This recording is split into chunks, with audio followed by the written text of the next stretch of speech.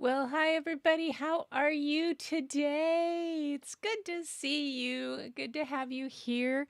I'm hoping that I got my audio figured out.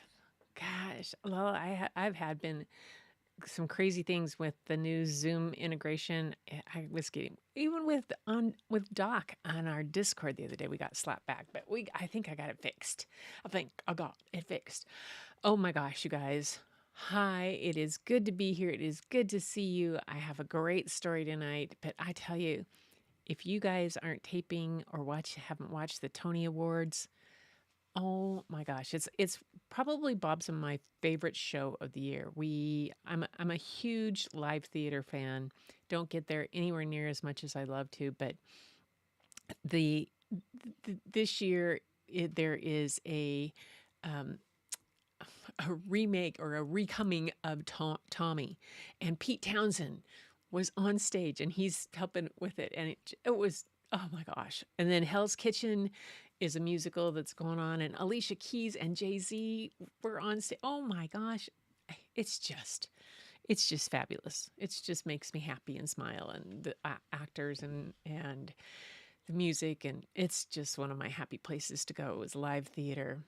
But that's probably why I like this so much, because it is kind of like live theater. But anyway, we're going to say Linda is here. Yay. I'm going to pull my comments right out in front of my face so I can see everybody and say hi. Yes, Tamara did send in some art. And Tagalog, you're trying to learn Tagalog, huh, Linda? Well, Lala's here. I'm sure she can give you some hints. Hi, Lala. Nice to have you here. I'm glad you made it. The time difference, it always amazes me. Of course, you are like a 24/7 girl, I tell you. Um, and who else is here? Did I see Susan here? Happy Father's Day. You know, Father's Day is to those fathers out there. Happy Father's Day. Yes, Bob and I, everybody always cracks up because we don't make a big deal because, I'm not his father. He's not my father. I'm not his mother. He's not my father. That kind of thing. So Mother's Day and Father's Day, we don't really do a big deal. The girls sent him messages, which is great, and that was fun. And we went and got the ceiling material for the art shed and the bitch barn, and then he found something that he's going to get himself for Father's Day, which is kind of nice. Yeah, Mother's Day, I usually had a Mother's Day project he would make for me. The girls would help him. Like I had a Mother's Day gate one time, and a Mother's Day fence, and a Mother's Day shed, and all kinds of things. And but now it's just kind of this a place to do my art and store all my tools. Nice. That's good. Tamara's here. Yay, Tamara. I'm glad you made it. Susan is here. Hi, Susan. How are you? It's good to have you here. Oh, yeah. And Tamara, your pieces that you sent in are lovely. I'll get to talk about them when we get there. Happy Sunday. Yeah. Happy dance, but your kitchen isn't finished yet. Oh my goodness. Have to agree. That was very inspiring. Hello, Larry. How are you? Yay, Lupe here. Lupe, you were doing something last night. I kind of caught the last minute of it. You were doing. I still have to get together with you on that. I've been working on the shed. I really want to get it done, and there's just So I'm gonna get there, but I really you just are killing it, Lupe. It's really neat to see you doing that. And let's see, Lupe. Everybody's saying hi to each other. Yeah, it's the troops. The Bucket Filling Brigade is here. Yes. And there's Fatima. Hi, Fatima. Travel Dreamer 46 is Fatima, Lala. And Mommy Guide Inc. is Lala, translating. Lupe Blind Art Studios is Lupe. And of course, let's see who else. Le Chabot is, although I never get that right. You guys, today is one of those days. I'm reading a story that has probably some of the most challenging language words for me to get right. And so I don't even try. I will attempt, but yeah, they're they're very difficult on this one. So Linda is here. Yay. All right. Good job. Yes. So you guys, tonight I'm going to put my comments back over here where I can see. Move that. I have art from Tamra and from Lala. Lala did the challenge kind of thing where I did with swirly things. I tried to do some of it, and I actually tried to do a video, tape a video using some supplies for it, and I'll tell you about it when I get there. But it was really interesting because it was like, yeah, they just didn't quite. But it's okay. I'll see if I use it or not. But yeah, so I'm going to check email really quick again one more time, unless somebody tells me in the chat that they sent something and I missed it. Tamara's, Larry's last one was in. Julia's, nope, she's not here. I don't see anybody else. I look for the subject of live art. And so if you didn't put live art in the subject line, then I oftentimes don't find it. Lala sent hers via Messenger, which was smart too. Then I had to figure out how to log into my Messenger on the computer because I'm so used to doing it on the phone, and it was like being crazy.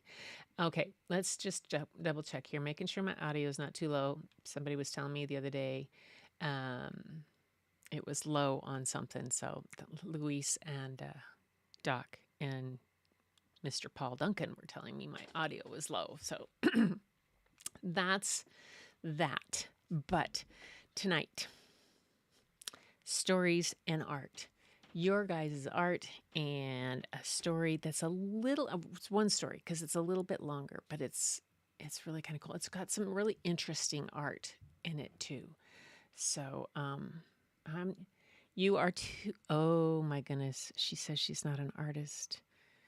You create, therefore you are an artist, Lala.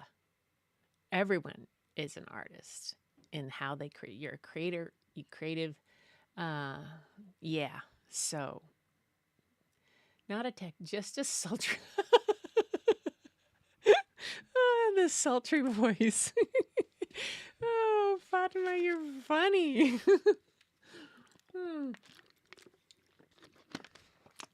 Better than a squeaky voice, I suppose. Oh my gosh. I'll send a link to video on how to navigate this site. Oh, good. Do send it. Yeah, send one to me, Loopy. I would really appreciate that. Okay.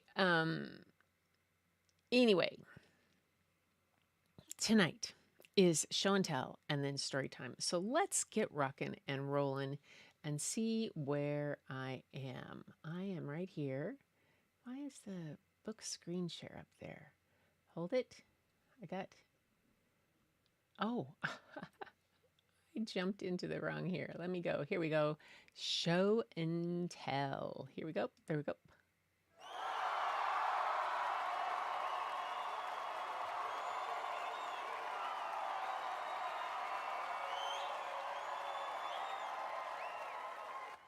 All right. First up, we have Lala.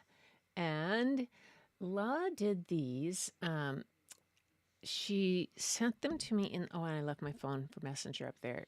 These are some of the cards that she does, I did for Father's Day. And she is, you guys, if you get a chance, go back and see some of her crafting things. She does these, I was on her show with her one time. She got me making these funny little things. We just had a great time doing stuff. And she'll make these amazing things, and then she'll get some of us who don't really craft and make stuff like that to do that. Like when you got Marcus and Victor to do whatever you got them to do. Oh my gosh, it was hilarious.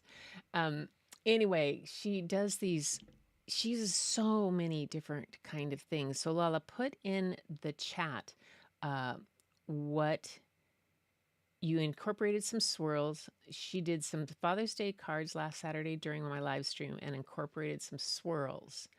And these are done, are these like ink blots in the back? Is that watercolor ink? And then stamps, and then they're colored. she's going to describe it in there. Audio sounds okay, good. To color with watercolors now. Watercolors are fun. Larry is really good with them. He's amazing, and I'm getting better. Ink smooshing for the backgrounds and some stamping. Ink smooshing. I like that word. Smooshing. That's a good one. Those are. Oh, these are awesome. Yeah, Lala does. Like, she's the one I've told you guys about before that. She made these amazing Christmas ornaments for every one of us that went to Creator Camp. And those of us that she knew, she put our names on it. And she showed up from the Philippines with 100 different Christmas ornaments for people at Creator Camp last year. It was like, what? Thank you, Lala's channel. Thank you, Linda, for putting that up there. Very much so. Yay. I love these, Lala. Let's give your a round of applause. They're so cute. Okay, so next, oh, here's mine. Okay, so here's my kind of what I'm showing today. This was a Zentangle that I did, I think, the other day, and it had some of the swirls in it, and I did some swirl stuff with a pen here,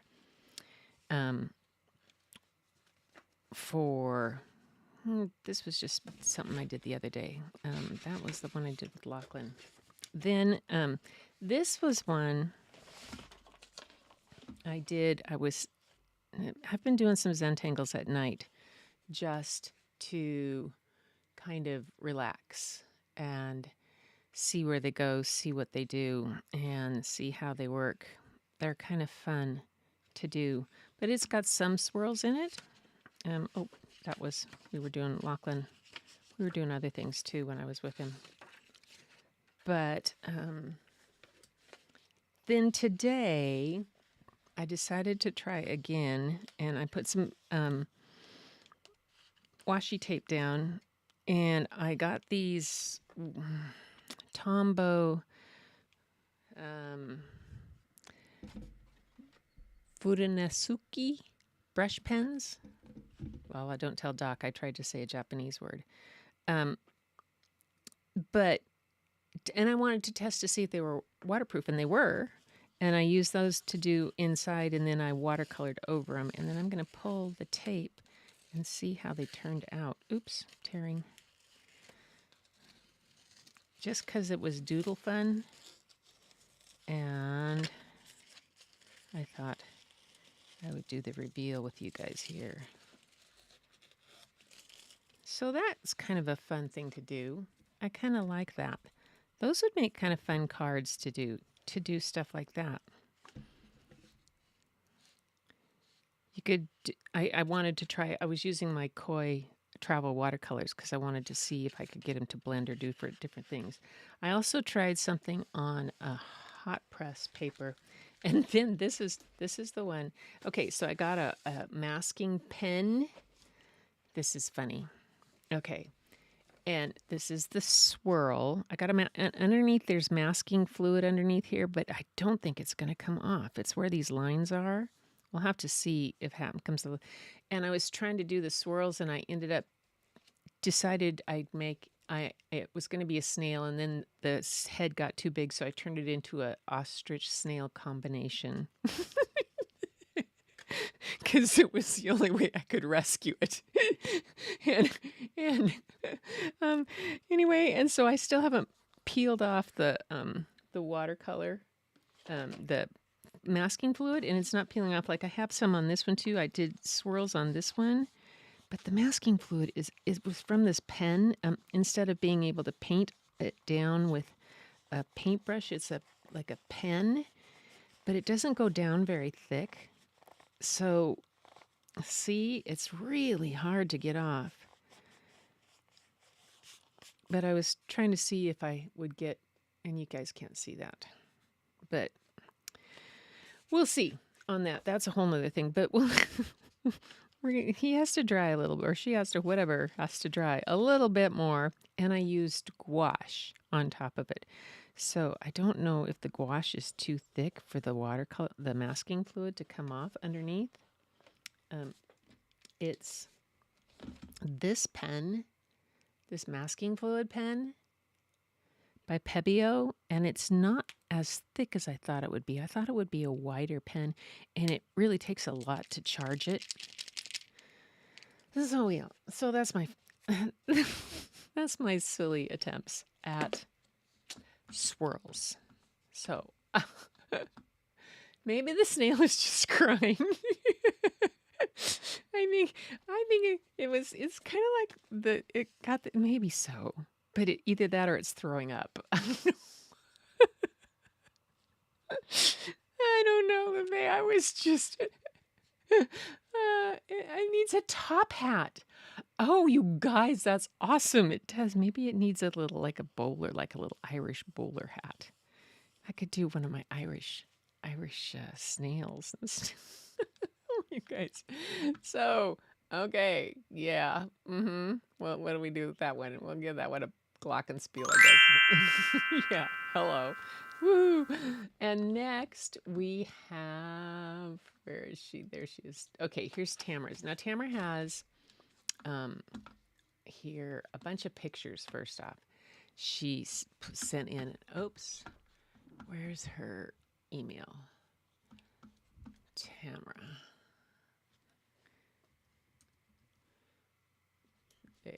There it is.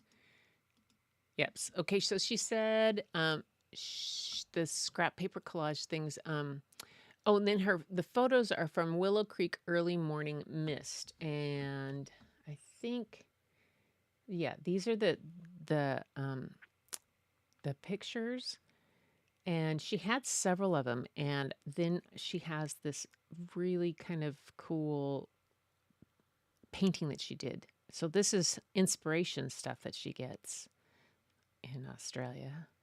Yes. Gorgeous shots. I love this mist shot here. I really do. And then another one she had here. This photograph, this would be really cool to paint. And then these are, she says, in the art, she says, pieces I did while I was away. So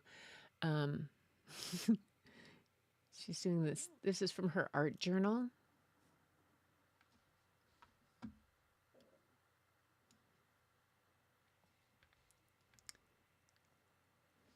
And then art journal finishing touches.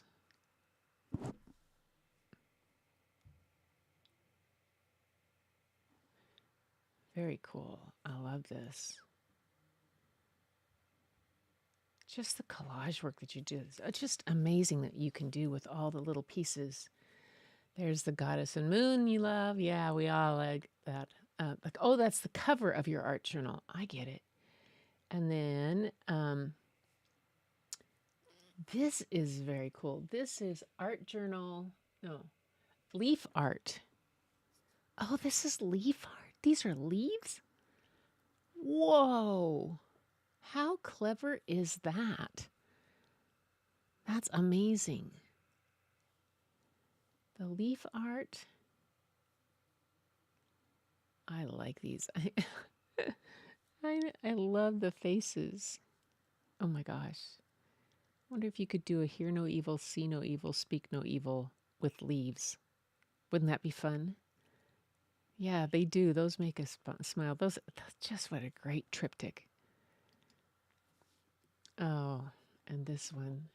Scrap paper leftovers collage. Man, your leftovers are pretty amazing. Just absolutely stunning. Absolutely stunning.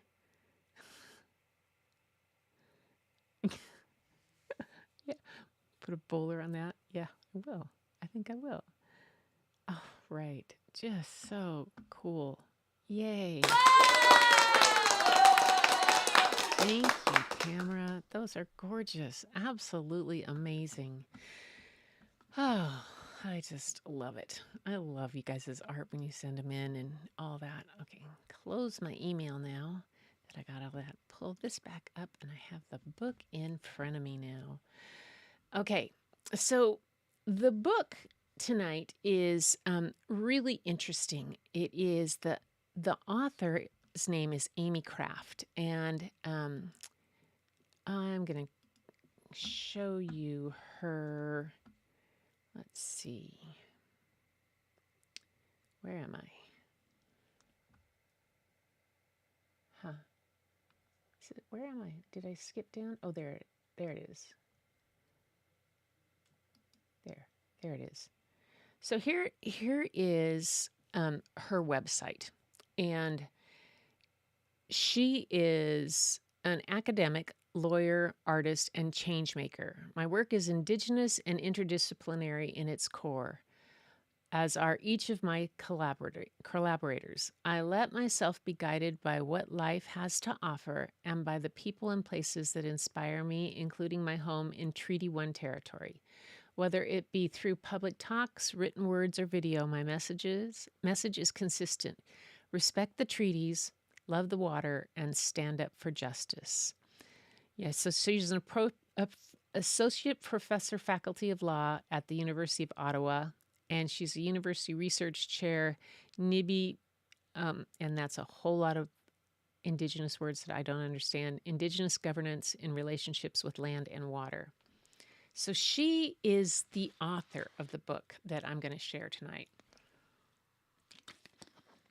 And the illustrator is Luke Swenson, and he is a visual artist with the Anishinaabe roots from Kitchener, Ontario. He's a member of the Mississaugas of Squamish Island First Nation.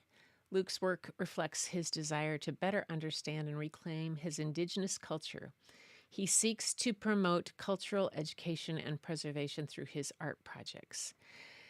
As you might have figured out by that, this book is got a lot of Indigenous words in language that very few people still speak.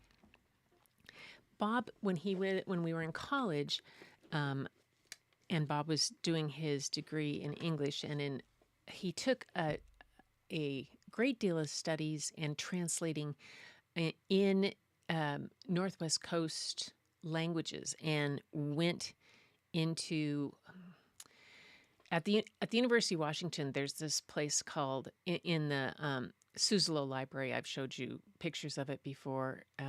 It's been there for forever. But there's the Northwest Reading Room, and then there's the there's a arcane collections. So in order to see or view any of the things, it's a closed atmosphere room. You have to go in and you have to wear gloves. Very few people are allowed in, and the people deliver documents that literally feel like they could look like they could fall apart. And he was able to look at some things from early Northwest Coast Native American and do some translating work on one of his papers that he did. And I remember him working on the translations and the pronunciations then, and how difficult it was. So that all came back to me when I was reading this book to myself and thinking, what am I doing reading this to this guys? But they're my friends and they'll love the book, and they'll understand when I trip over words that are not my native language, words and a language that has oftentimes been lost to very few people, and is still is working at being recovered in many places, but still has just such a great resonance to its beautiful, beautiful languages. So here I go. I'm going to give it a try with the book Treaty Words. For as long as the river flows. It's a beautiful book.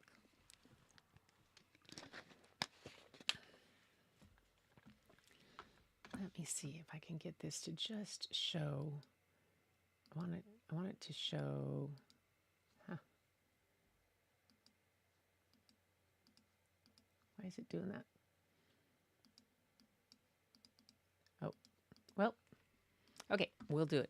Sorry, you get the little extra stuff on the top of my piece there, but that's what's going to happen. The chalkboard overlay doesn't seem to be working. Oh well, that's fine.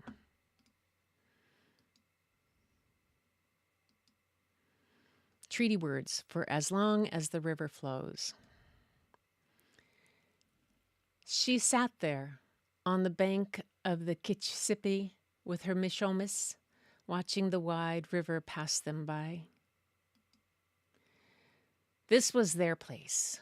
He had lived there all his life, watching his children and his grandchildren grow. Mishomis' house was small, but that didn't matter because most of his time was spent out on the land, in the bush, and when he could, on the mighty river. Even though she had grown up in the city, it was this small lot with banks that collapsed into the river that was the closest thing to home for her.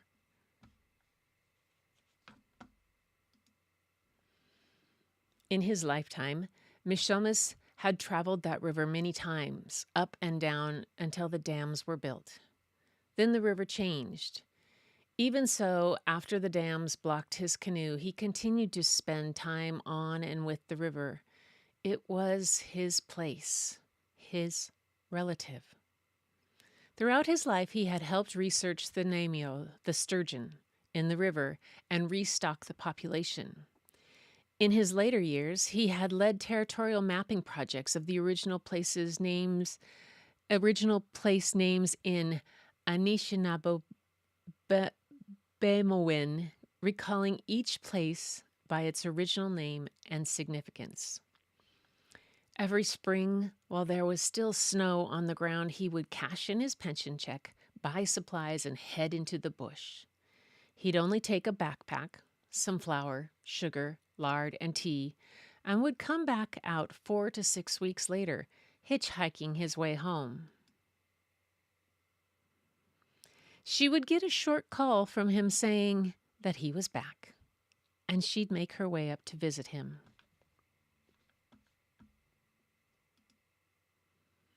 On these and other visits, they sat, looking across at the river, sometimes talking to each other, but more often sitting in silence, listening. The beauty of their silence was in everything that they heard around them. Mishomis taught her how to hear, challenging her to understand each sound, from the most pronounced bird calls to the subtle sound of tiny insects crawling around in the grass. One particular spring, which followed a winter that was more snow and cold weather than in previous years, she went to visit him. He had come back from his spring trip, but much of the land still rested under thin, interspersed pockets of snow. They sat on the tall bank of the river facing east, looking toward the other distant bank. He recounted tales of snaring rabbits, finding old camps, building fires, drinking tea, hearing a baby moose being born, and eating fresh fish from the small spring-fed lakes. Then they sat and let the silence speak. They were surrounded by tall grass swaying in the wind, the midday sun warming their faces. The trees were making their spring sounds, popping and cracking, the snow blowing by and whooshing against her skin, and spring birds making their small and distinctive calls. The geese honked as they flew over, telling her and Mishomis that they had seen them. The geese wanted them to know that they'd made it home. They heard all of these sounds above that of the ice breaking, at once subtle and deafening, calming and distracting. Every sound was outside and inside of them. They knew that all of this world would be happening with or without them. that they were such a small part of creation. Although the sun was warm, Mishomis set out to build a small fire. That was usually a sign that someone would be by to visit or that they might be sitting out for another long while. The fire was to keep them warm and make tea, but mostly it was a place to hold their gaze as they told stories and jokes, or as they sat in silence. While he was building the fire, she walked closer to the bank and lay down on a sun-warmed rock. As the popping and crackling of the river subsided, it was replaced by twinkling sounds of ice crystals breaking up. With her eyes closed, she could see the golden light through her eyelids and knew that the sun, the original grandfather, and the ice were working together to rejoin the flowing river water. When she came back to sit by the fire with Mishomis, she told him about the sounds and how it had lifted her spirit to see the ice and the sun working together, making change. It was such a special event to witness. She knew it was a privilege to be there in that moment, witnessing this intense transition. And she thought about all of the time that her Mishomis spent out on the land listening to these sounds every year since his birth. He turned to her, lovingly reminding his granddaughter that she had responsibilities to the land and water, and to their stories. With an exaggerated hand gesture, he made a full circle to acknowledge everything around him. He repeated the hand gesture and explained, "This is why the treaty is for as long as the sun shines, the grass grows, and the river flows." She nodded in affirmation. She knew that if it was their way of explaining the concept of foreverness during the making of treaty. He paused to put a few more logs on the fire. When the earth was created, it was a partnership between the earth realm and the sky realm. With the help of Creator, our grandfather Sun and grandmother Moon agreed to work together with our mother, the earth, to create life. Then other beings of creation were placed on the earth and in the sky. We humans, Anishinaabe, were the last to be placed here. This is why we refer to ourselves as younger brothers and sisters to the rest of the beings in creation. Lowering his voice a bit, Mishomis leaned toward her. "You know, my girl, that my granny was a little girl when the treaty was made. She remembered. She would talk to me about the sounds and smells of the camp, all the people assembled there, cooking, visiting, laughing, talking, smoking the pipes and the Jakasan ceremonies. They were all there. They had asked to make the treaty, and they knew how to make good treaties."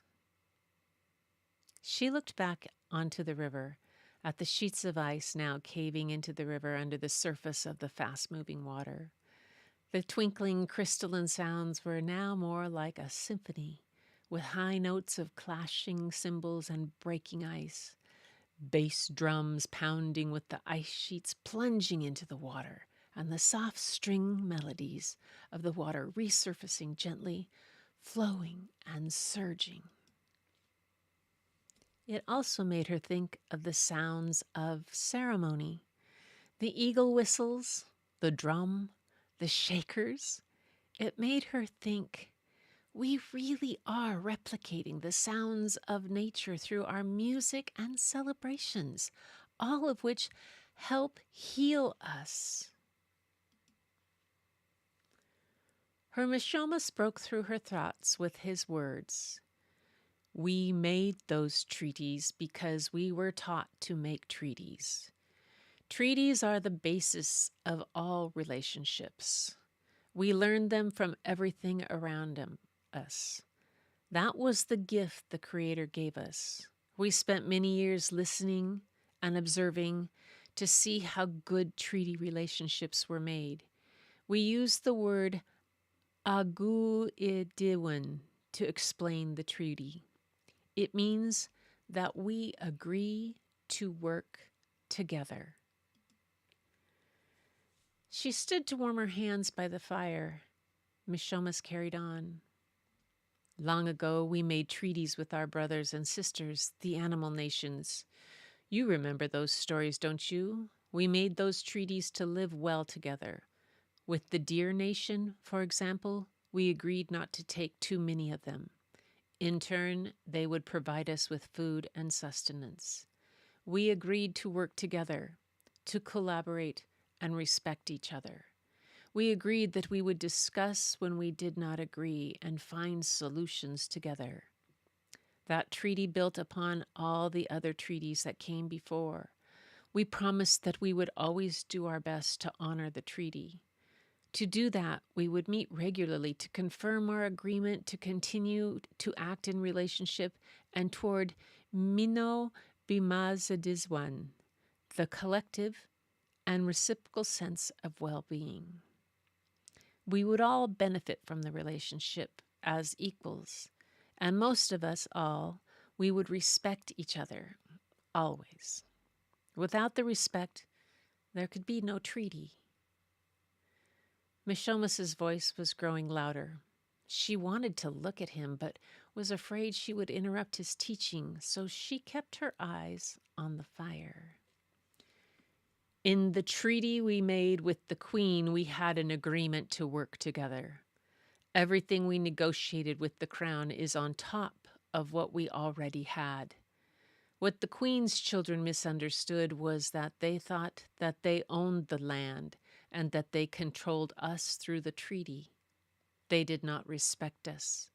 But we have always known that we retained our sovereignty, laws, language, connection to the land, and ways of being. We agreed through the treaty that we would live well side by side. Mishomas paused to throw some tea bags in the boiling water. As I said, the first treaty that was made was between the earth and the sky.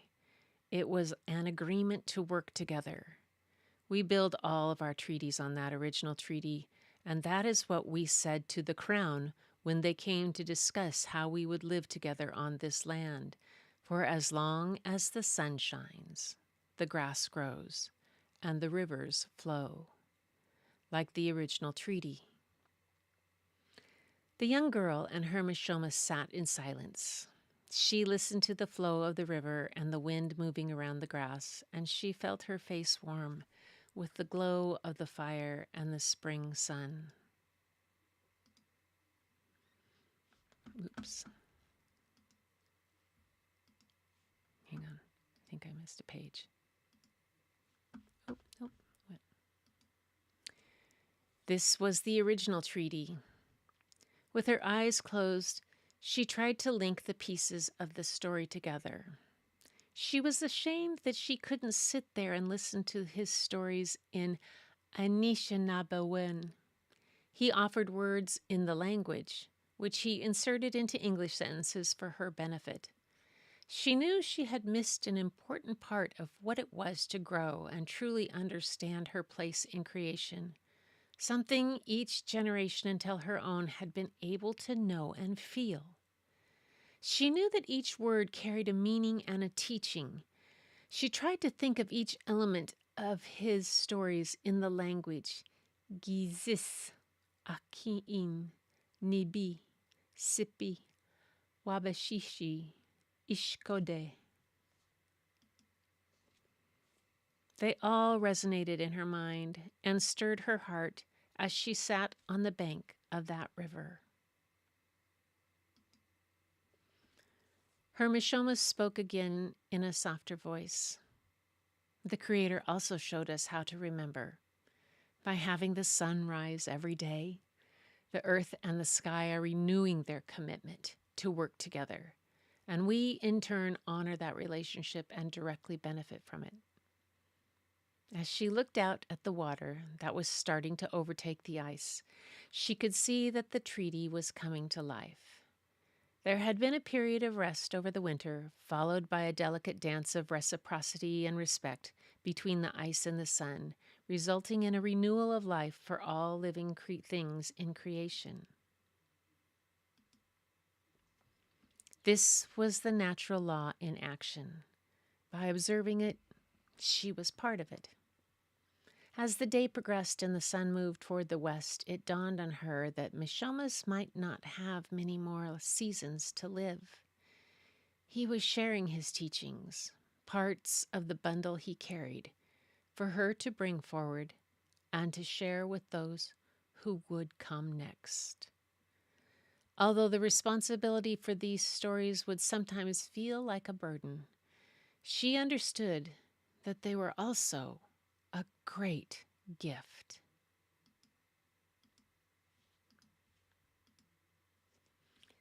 The fire was falling to embers. Miss Shomas didn't add any more wood to it. She knew they'd done their work for the day. There would be no visitors, other than the creation that surrounded him, their silence and their words. Miss Shomas spoke again. Every person was born with a set of spiritual instructions or understandings, my girl. It's what we do with it that defines us as human beings. You see, as humans, we were given a name, a clan, a way of life, but most importantly, the ability to exercise free will, to choose whether or not to pick up that way of life. We were given the ability to learn from our relatives on this earth about their treaty relationships and through what we call natural law or Earth's law. It was as though he had read her mind, and then she laughed out loud. He was not reading her mind. They were both hearing the land and everything that was surrounding them. He joined her in laughter. She was grateful for such a day. She knew that for the rest of her life, she would come to this river to remember the original treaty relationship and the deeper meaning of respect, reciprocity, and renewal. For as long as the sun shines, the grass grows, and the rivers flow. And that is that story. So, as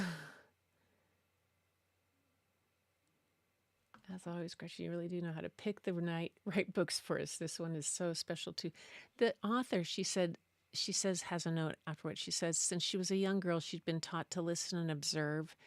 This has been a theme for me over the past week or so of we've been talking about listening, whether people listen or hear. There's so much to learn from everything that is around us. It helps us better understand what's inside of us as human beings. When we truly listen, we can hear what creation has a way of being, what we sometimes call natural law. All beings have a part to play in making sure Mother Earth continues to thrive. There are unspoken and unwritten agreements between all parts of creation. Over our time in the Anishinaabe, ancestors modeled themselves on this natural law and formed customs that make us who we are and that help us to understand our place in creation.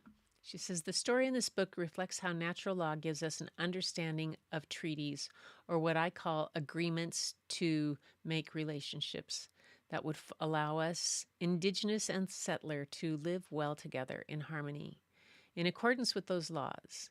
In particular, this story reminds us that our treaties are anchored in relationships based on respect, responsibility, and renewal.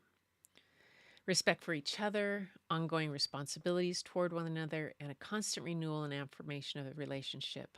What our ancestors promised was an equal and non exploitive sharing of the land for the benefits of everyone, including all the other beings that belong to the land as well.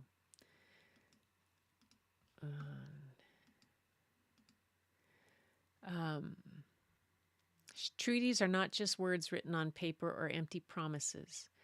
They are not contracts for the sale of land. They are the agreements by which our ancestors confirmed that we would share these lands without interference but with respect for each other. Today, we need to better understand these values and renew these relationships, which build on all the relationships we have existed for millennia between all parts of creation. These relationships help us understand our responsibility in these territories we call home. Wow. Yeah. It was just a book that struck me in such a way. It was just such a the first off, the illustrations and the paintings of Luke Swinson are just such, they carry the book and they carry the story so much, carry the story forward. But the story itself, it's that kind of delicate balance between telling a lesson and explaining, like, and how it should be, but also giving it just was this great balance of really a thoughtful lesson, I think, and it just a way of explaining it to somebody who maybe hasn't grown up with it, and like myself, who hasn't grown up with that kind of understanding of those type of things. It gave me a whole new interest and look at it. So I'm just checking here what you guys had to say. Grab this, pull it over here in front of me so I can see. Art conveys messages that words sometimes cannot. Tamara says, I always know how to pick the right books for us. Yeah. We all see your heart in your work, Tamara. It's amazing. Oh, Susan, I take it wow's the Gretchen means you like the book. Beautiful story and a reminder to us all. I think that's one of the things that I love so much about it and why I was willing to completely mess up the language. It's one of those things that is truly a universal kind of lesson of of the respect of that sense of agreement, of treaty with all parts of creation, all parts of the world. It's the same kind of attitude. Relationship can be had with our environment, with nature, with everything, with other people, all over the place. That's something. It's so universal. Arts as well. Yes, words are art as well. Yeah. My art is a happy place. Plants. I was visited by a Native American Indian woman in my dreams many years ago. She was wearing a pure white buffalo cape and gave it to me in her moccasins. Both pieces were very old. Tamara, that, if you explored that, the meaning of that dream, that's really a significant one. I would explore that some more. My son is in the same room and said, Mom, that's a nice audiobook. I told him, no, sweetheart, it's Auntie Gretchen telling us the story. Oh, that's so sweet, Lala. That's a nice audio. That is really, really a lovely compliment. Man, Moon followed me in passing visions and touches. Very powerful. Yes, it's really very powerful. Yes. Oh my goodness. Selo, be a great story for him to do a book report on. I'm homeschooling him. Oh, it is a very good book, and it would be really a good book because of what, not only how the author is a lawyer for First Nation in Canada and in that area, but how she's taken that part of the legal law side, but she also has this amazing creative side to write this story. But the idea of storytelling and of I think that universal, whether it's Lala's son or Lala telling her son stories in the Philippines of their area, or Tamara in Australia, or me here in the Northwest, or Linda in the East Coast, everybody else, all the different places that we're all from and where our stories come from, those that are passed down through generations, I think are just some of the best. She told me to walk her path, and pieces will keep me safe. Yes, wonderful.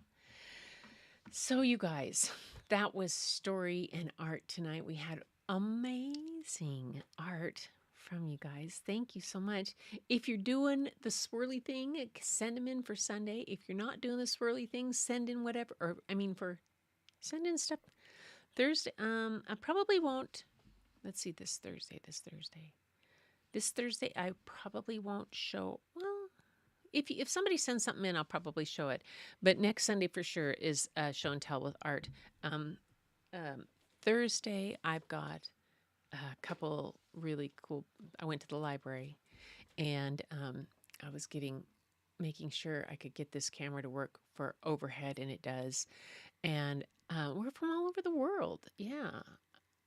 But there's still respect, responsibility, the reciprocity, that whole idea of, just giving back. I think it's amazing. And so I'm glad you guys came tonight for that story and art. And I really enjoyed it. And I really enjoy sharing books with you and finding them and hunting around and it's always such a joy for me, because I would not have found this book if I wasn't doing this. And yeah, so it's a delight. And I thank you all for being here, for filling my bucket. I hope your buckets were filled a bit for this week, and keep filling, keep them getting filled more and more. But for tonight, story time is winding down. I'm going to go watch the rest of the Tony Awards. We have them on tape. And until next time, everybody, be safe, fill your bucket, and keep looking for the beauty hidden in plain sight. It's all around you. But the first place you'll find it is when you go look in your mirror. And I'll see you next time.